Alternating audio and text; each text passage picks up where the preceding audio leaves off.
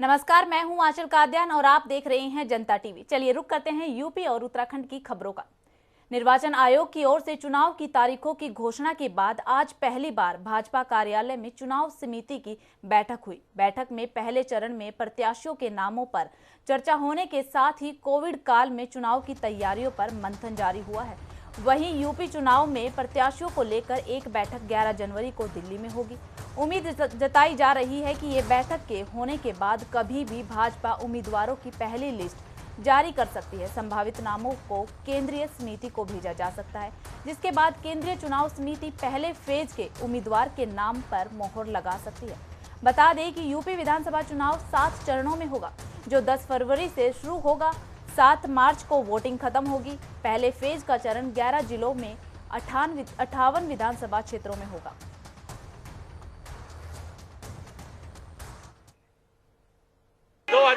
में फिर 300 से ज्यादा सीटें जीत करके भारतीय जनता पार्टी प्रचंड बहुमत से वापस आ रही। ये Samajwadi party, Bahujan Samaj party, Congress party की तरह प्राइवेट लिमिटेड कंपनी नहीं है। हमारी पार्टी बहुत बड़ी पार्टी है, उसका निर्णय का सिस्टम अलग है।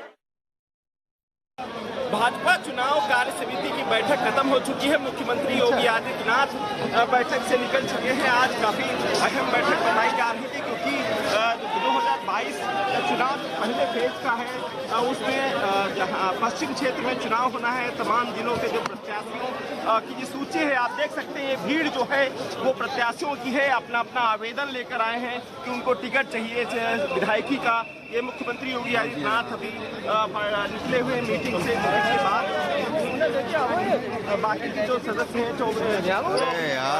पर ही हैं। मीटिंग थोड़ी देर तक चलेगी, लेकिन जिस तरीके से लगातार कयास लगाए जा रहे थे कि पश्चिम का एक बड़ा क्षेत्र है, पश्चिम एक महत्वपूर्ण क्षेत्र है, क्योंकि किसान बहुल क्षेत्र है, वहाँ के प्रत्याशियों को लेकर एक गहन मंथन होना था कि किस तरीके से जो जिताऊ प्रत्याशी हो और आवेदन की संख्या ज़्यादा है, उसमें किस तरीके से उनको छांटना, किस तरीके से उनको सामंजस्य बैठाना, क्योंकि जब ज़्यादा प्रत्याशी होते तो कहीं न कहीं अनमन भी शुरू हो जाती है। तमाम चीज़ों को लेकर बैठक में चर्चा हुई है। कैमरा पर्सन अमन के साथ अनूप सिंह, जनता टीवी, लखनऊ। यूपी में कोरोना वायरस की तीसरी लहर की गति पकड़ने के साथ ही सीएम योगी आदित्यनाथ ने सतर्कता भी बढ़ा दी है। सीएम योगी आदित्यनाथ ने कोविड-19 के प्रबंधन के लिए गठित उच्च स्तरीय टीम 9 की बैठक में कोरोना संक्रमण के बढ़ते प्रसार को देखते हुए नई गाइडलाइन भी जारी कर दी है। उन्होंने निर्देश दिया कि प्रदेश के सभी सरकारी दफ्तरों में 50% कार्मिकों के साथ ही कार्य कराया जाए। किसी भी कीमत पे 50% से अधिक कर्मी एक समय पर किसी भी दफ्तर में ना आए।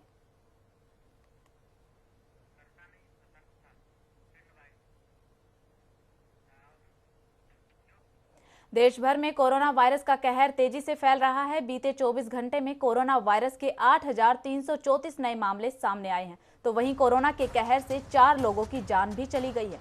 वहीं 335 लोग ठीक होकर घर जा चुके हैं। फिलहाल प्रदेश में एक्टिव केस की संख्या 33,946 पहुंच गई है। आपको बता दें कि प्रदेश अपर मुख्य सचिव स्वास्थ्य अमित मोहन प्रसाद ने ये जानकारी दी है।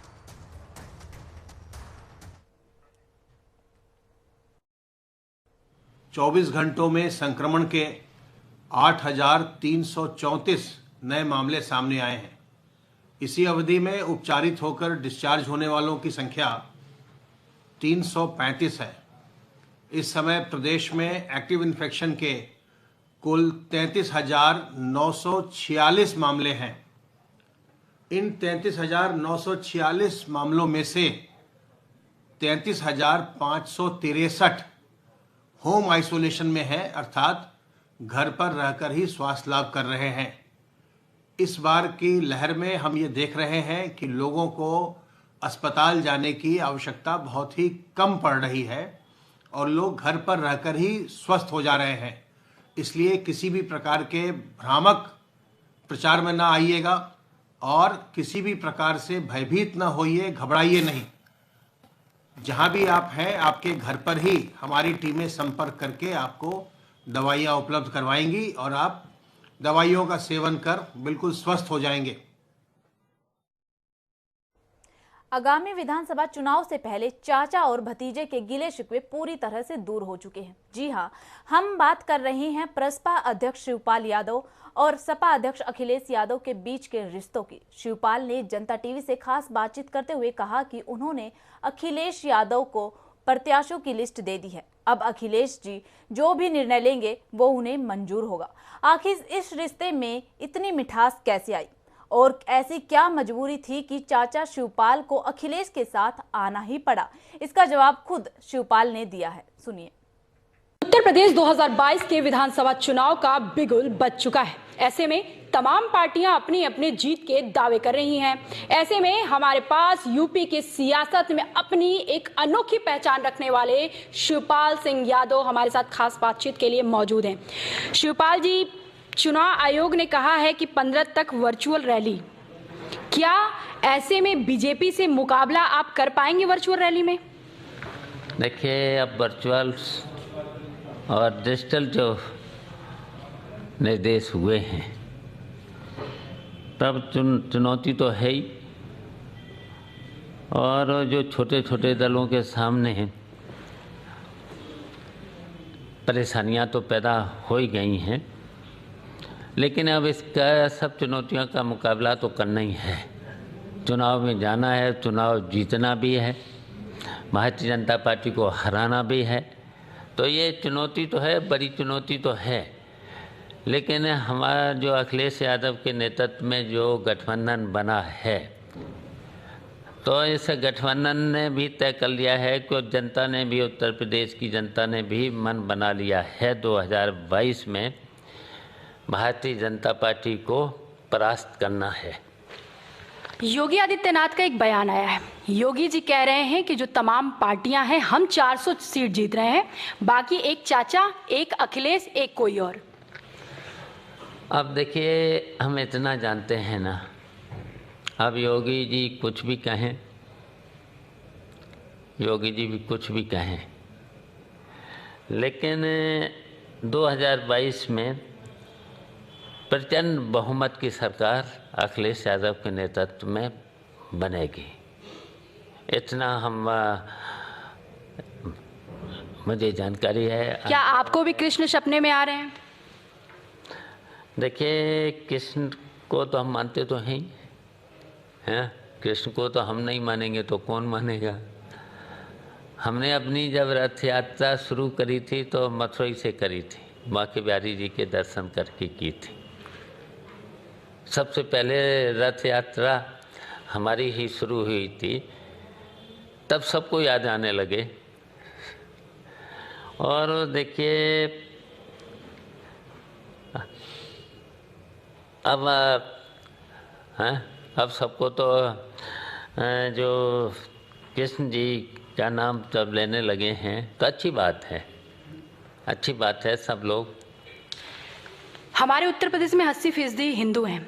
हिंदू का एक मांग है कि अयोध्या में राम मंदिर का निर्माण जारी है, काशी की तैयारी है, और अब मथुरा की भी हम ऐसी इच्छा रखते हैं कि जो भी सरकार आए, हमारे श्री कृष्ण को भी जिस संकुचित जगह पे हैं वो, उनको निजात दिला जाए। इस पे आप क्या कहेंगे? देखिए, ये हम लोग सेकुलर लोग हैं और हम समाजवादी भी हैं। तो देखिए, भारतीय जनता पार्टी के लोग हमेशा जब चुनाव आता है तो धार्मिक भावनाएं भड़काने का काम करते हैं और काम कुछ नहीं करेंगे, काम कुछ नहीं करेंगे। अच्छा, मान लिया हम जितने भी लोग हैं, चाहे हिंदू हों, मुस्लिम हों, अपने अपने देखिए आराध्य को सब मानते हैं, सब में आस्था है। अगर कहीं मस्जिद होती है तो हम लोग भी सर झुका लेते हैं, हिंदू भी झुका लेता है। और जहाँ देखिए मंदिर होता है तो हम मुस्लिम भी अपना सर झुका लेता है। तो सभी धर्म के लोग अपना, लेकिन केवल भारतीय जनता पार्टी के लोगों ने ठेका ले रखा है और काम कुछ करेंगे नहीं, जनता के लिए कुछ करेंगे नहीं। तो आपका कहना है कि भारतीय जनता जो पार्टी है वो सांप्रदायिक को बढ़ावा दे रही है? हाँ, बिल्कुल। ये देखिए, सांप्रदायिकता भी फैलाती है, दंगे भी कराती है, पूरे प्रदेश उनका तो आरोप है कि सबसे ज्यादा सपा की सरकार में दंगे हुए। देखिए, दंगे कराने वाले कौन है? दंगे कराने वाले कौन है? तो दंगे कराने वाले तो भारतीय जनता पार्टी के लोग हैं। लेकिन अब की बार देखिए, ये तमाम बातें कहते हैं, तो अब की बार देखिए, धर्म और जात कोई भी हो, केवल हमने तो तय किया है कि कोई भी धर्म जात का कहीं पर भी गुंडई अगर कोई करेगा तो उसके खिलाफ सख्त कार्रवाई करेंगे। एक सवाल ये भी उठ रहा है कि प्रसपा के जो राष्ट्रीय अध्यक्ष शिवपाल यादव का एक युग था, लेकिन अचानक से आपने सपा के साथ गठबंधन का फैसला लिया क्योंकि आपको अपनी मजबूती पे संदेह था। कितना सच्चाई है इसमें? देखिए, हम लोगों ने तो पार्टी अपनी खड़ी कर ही ली थी 3 साल के अंदर, लेकिन देखिए, उत्तर प्रदेश की जनता की मांग थी। जब हम अपना रथ लेकर के और जब भी हमने जनसंपर्क किया तो पूरे उत्तर प्रदेश के जितने भी सेकुलर लोग थे, जितने भी समाजवादी थे, जितने भी किसानी से जुड़े हुए थे, पिछड़े लोग थे, किसानी से जुड़े हुए लोग थे, क्योंकि भारतीय जनता पार्टी ने 5 साल के अंदर न तो किसानों के लिए, न गरीबों के लिए, न नौजवानों के लिए जितने भी वादे किए थे, सब वादे इनके अधूरे निकले थे।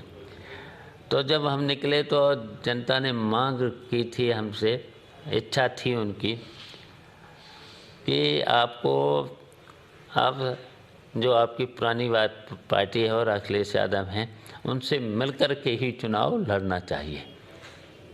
तो इसलिए मैंने फैसला लिया है 2022 के चुनाव में जो अखिलेश यादव के नेतृत्व में गठबंधन बना है, उससे मिलकर के ही चुनाव लड़ेंगे।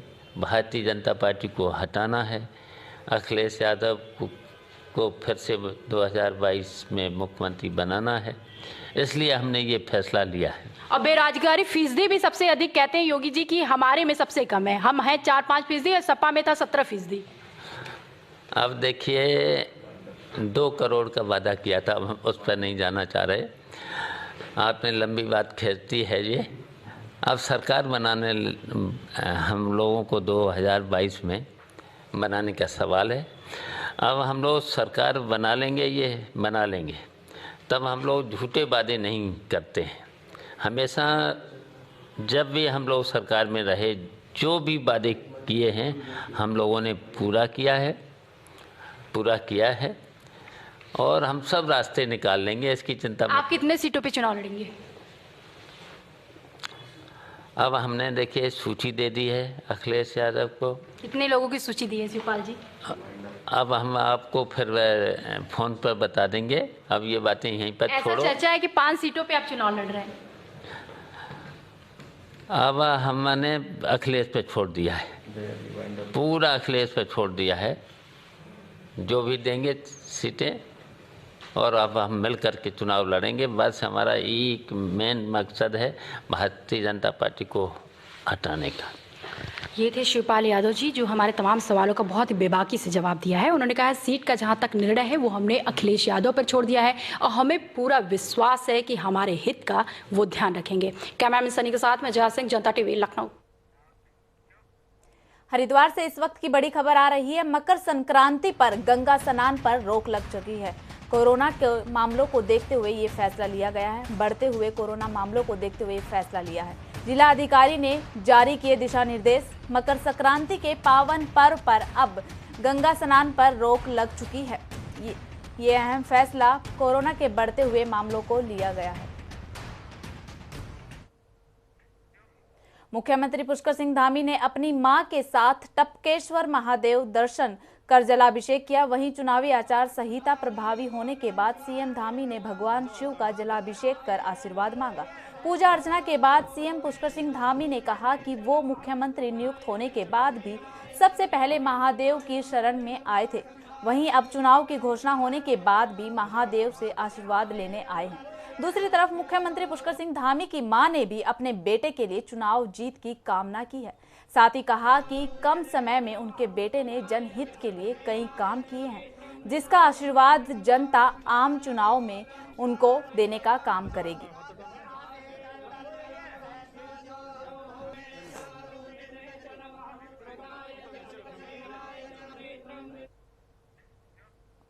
पूर्व मुख्यमंत्री हरीश रावत ने सरकार पर चुनाव आचार संहिता का उल्लंघन करने का आरोप लगाया है। उन्होंने कहा कि बैक डेट पर तबादले, साथ ही राजनीतिक नियुक्ति की गई, चुनाव आयोग से शिकायत भी की गई है। इसके अलावा उन्होंने आबकारी और तबादलों में भ्रष्टाचार का आरोप भी लगाया है। प्रदेश मुख्यालय में पत्रकारों से वार्ता करते हुए उन्होंने कहा कि अब की बार राज्य से भाजपा की विदाई निश्चित है। बीते 5 सालों में राज्य का विकास पूरी तरह से ठप हो चुका है।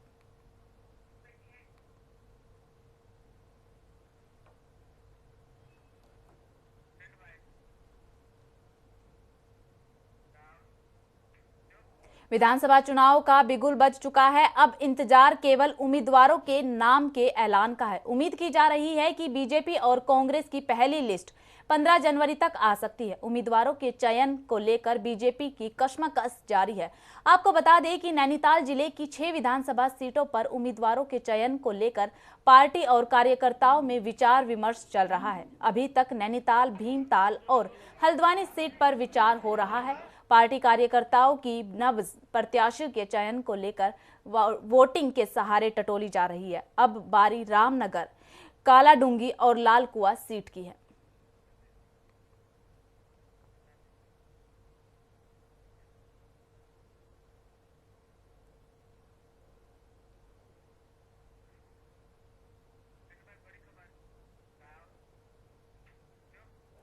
दिल्ली से इस वक्त की बड़ी खबर आ रही है। कल बीजेपी के बड़े नेताओं की दिल्ली में मीटिंग होगी। यूपी बीजेपी उम्मीदवार के चयन पर दिल्ली में होगा मंथन। यूपी विधानसभा चुनाव के उम्मीदवारों के चयन को लेकर बैठक होने जा रही है। इस हफ्ते में होगी केंद्रीय चुनाव समिति की बैठक। बैठक में पहले, दूसरे, तीसरे चरण के प्रत्याशियों पर मंथन होगा। बैठक बहुत ही अहम मानी जा रही है। चुनाव को लेकर आज राजधानी लखनऊ में भी बैठक हुई थी। बैठक 3 चरणों में होगी। कल बीजेपी के बड़े नेताओं की दिल्ली में मीटिंग होगी। बताया जा रहा है कि सीएम योगी आदित्यनाथ, दोनों डिप्टी सीएम दिल्ली कल बैठक में जाएंगे। बैठक में शामिल होंगे। प्रदेश अध्यक्ष स्वतंत्र देव सिंह भी बैठक में मौजूद रहेंगे। इस हफ्ते होगी बीजेपी केंद्रीय चुनाव समिति की बड़ी और अहम बैठक।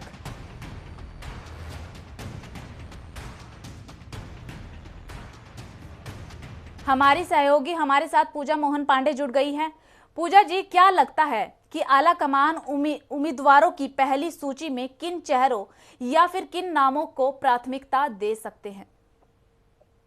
देखिए आशा, सबसे बड़ी बात यह है कि उत्तर प्रदेश चुनाव बहुत बड़ी चुनौती है सरकार के लिए भी और बहुत बड़ा माइलस्टोन भी है। इसको ध्यान में रखते हुए आज जिस तरीके से बीजेपी मुख्यालय पर शिक्षार्थियों की कतार लंबी देखने को मिली थी, भीड़ देखने को मिली थी, कोरोना गाइडलाइन का कहीं कोई ख्याल नहीं था, कोई किसी ने मास्क लगा रखा था, किसी ने नहीं लगा रखा था, यानी कि सब लोग चाहते हैं कि वो बीजेपी के उम्मीदवार बन जाए।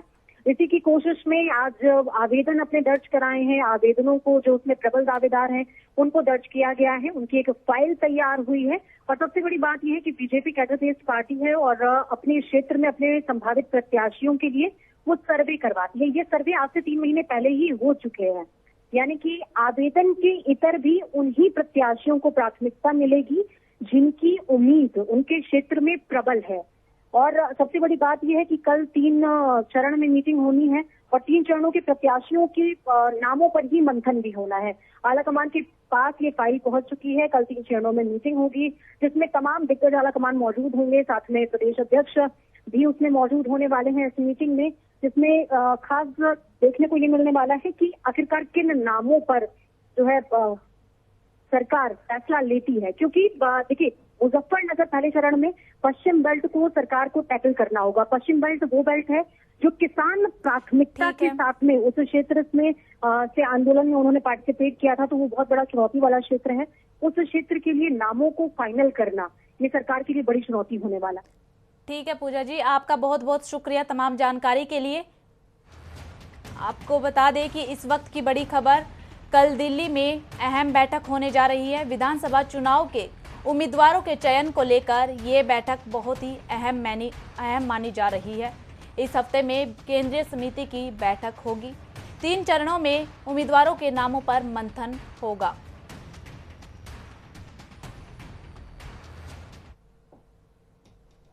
फिलहाल इस बुलेटिन में सिर्फ इतना ही। जुड़े रहिए जनता टीवी के साथ। नमस्कार।